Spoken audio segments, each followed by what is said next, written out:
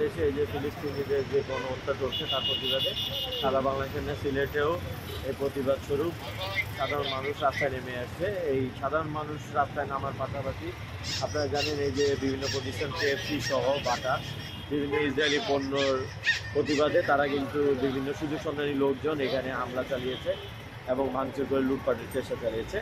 আমরা আমাদের উপস্থিতি এবং সেনাবাহিনীর তৎপরতায় আমরা এটা প্রতিহত করার চেষ্টা করেছি। পাশাপাশি আমরা এখন পর্যন্ত 3 জনকে আটক করা হয়েছে এই ঘটনায় যারা এই লুটপাটের সাথে জড়িত।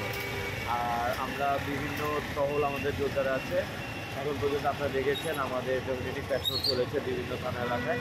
পাশাপাশি আমাদের কমিশনার স্যারের নির্দেশনায় আমরা বিভিন্ন ফুটেজ দেখে বিভিন্ন লোকজন শনাক্ত করেছি এবং তাদেরকে গ্রেপ্তার করার চেষ্টা অব্যাহত করেছি।